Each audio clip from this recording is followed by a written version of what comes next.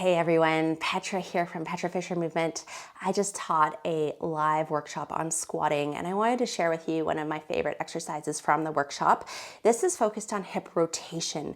The reason that you need hip rotation is because rotation is actually a prerequisite for hip flexion. So in squatting, this is hip flexion. You need to have lots of hip flexion, but before you can really have good hip flexion, you need to have good hip rotation. So internal and external rotation. So this is going to help you really focus in this case on external rotation, but there's an internal rotation component too because of the exercises that I've chosen. It's a great mobility sequence that I really enjoy for my own hips, and I hope you enjoy the class. You may need a stool or you're gonna just work on the mat for this. And we're gonna start with a rotational warm-up. So for this one, you can start with your knees bent out to the left. Hands can be posted behind you. I would suggest starting there. You're just going to slowly windshield wiper your legs the other direction. Try to focus on feeling the juice in your hips as you windshield wiper. There's a lot of ways to do it. You want to feel your hips. You're over on the right with your hips, so you're going to reach your left hand all the way over and behind. No magic to where you reach, just make it feel good. And then you're going to come back the other way. Windshield wiper, first the left leg, then the right leg, trying again to kind of lead with the legs here and pull your body around. You're gonna reach anywhere that feels good with your right arm. Maybe take a deep breath, really enjoy this, make it juicy and delicious. Let's go back over. Again, hands can be up or behind you here, it doesn't matter. We're just trying to get some movement deep in the hip capsules. All the way right, nice and easy, just warming up. Big reach with your left hand. Find places that feel good for your body. Here we're just looking to feel really nice and to warm up everything kind of from the hips on up to the whole core and trunk. So one more time over to the left. Big reach wherever feels good to you. I like reaching all the way around. That feels awesome for my back. So give that a try. And then one more time over to the right. And again, feel free to have your hands behind you, or you can have your hands really wherever feels good to you again. And then reaching with your left arm. Again, anywhere that feels good. Okay, so you could absolutely add some cars to this warm-up too if you wanted to. Our setup today is going to be 90-90, but we're also going to do a variation. I'll show you a standing variation if 90-90 doesn't work for you. Before we totally get into it though, I'd like to just prep the tissues we're going to be using. And we're going to grab a stool so I can show you the standing variation. So we'll kind of use this two ways. So for this, I'd like you to cross your left leg over the stool in front of you and have it kind of in this number 4 stretch position. So with your foot on the stool or your leg on the stool, depending on your flexibility, you're just going to do a little hip hinge forward. And this should stretch the outer edge of that left hip really nicely. You're keeping a neutral spine here. Untucking your tailbone, just getting a nice stretch. So this is a place you can work for the whole exercise, but it's also a nice place to get a little bit of number 4 stretch into the outer hip muscles. Let's go other side. Right side in front. You want to, it doesn't really matter where your knee is, but more in front of you is better than more out to the side. Once your leg is propped up, you're going to just hinge forward until you can feel a really delicious stretch in the outer right hip. Make sure you're not twisting your pelvis towards the right. That's easy to do. Your headlights are facing forward. Hinging forward. So getting some nice tension here. And then just coming up to stand. Let's go back to the first leg and we're going to practice the movement that we're going to be working on. So here, what I'd like you to try doing is lifting up your foot any amount off your surface. So you're trying to rotate more, try to bring your foot up more. I'm pretty limited in my external rotation, so this is about what I've got. This is my end range here actively.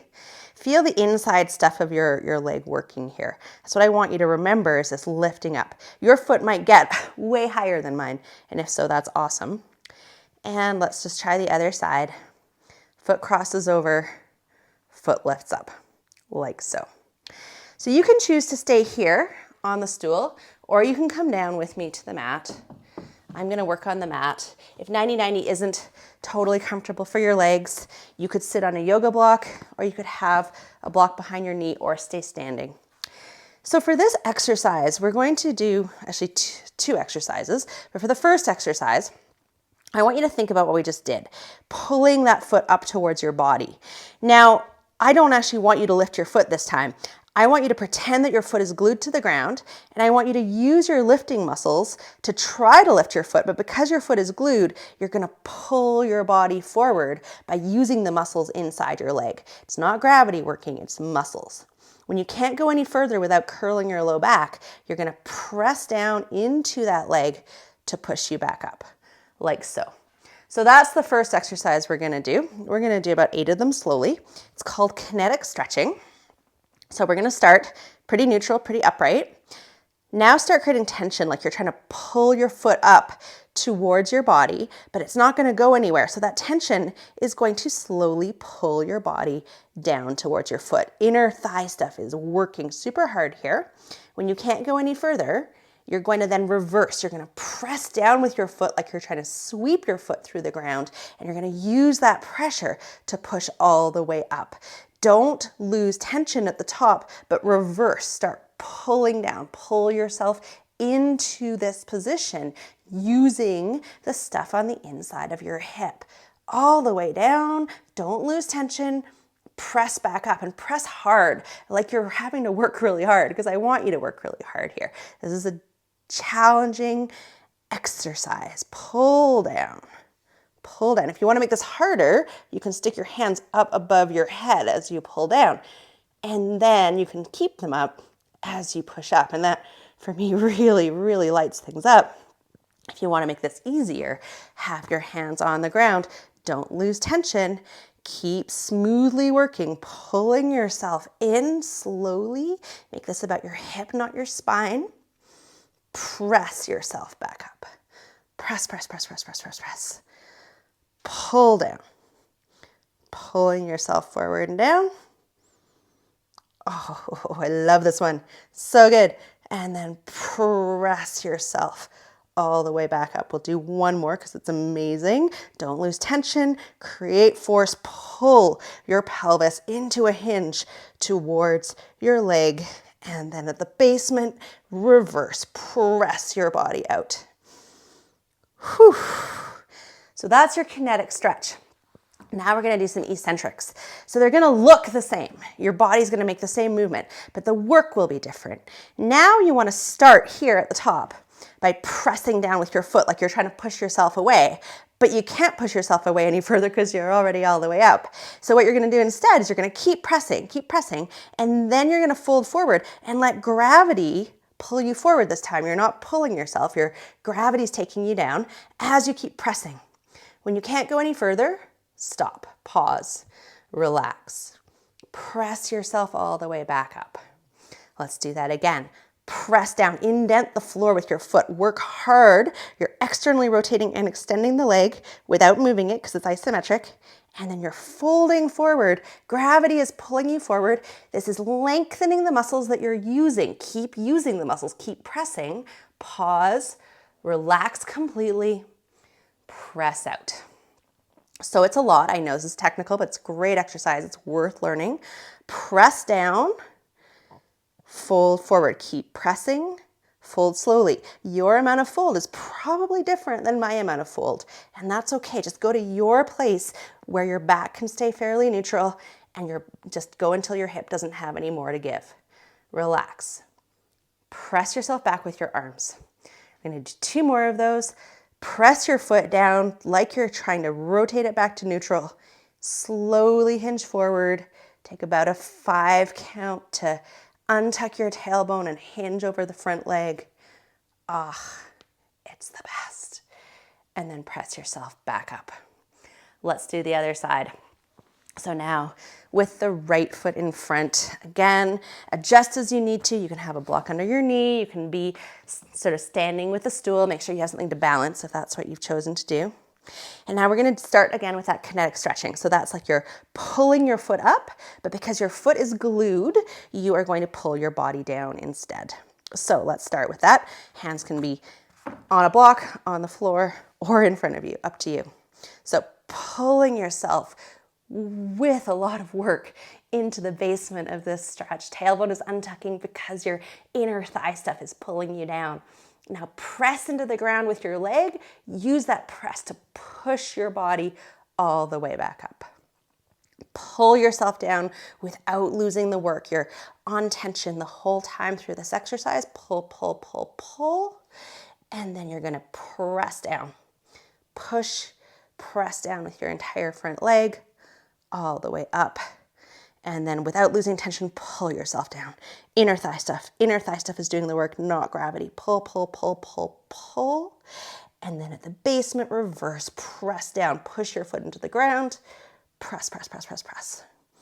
Very good. Pulling down. Squeezing and pulling. Tailbone is untucking. Inner thigh stuff is working. Pulling your heavy body down towards your knee.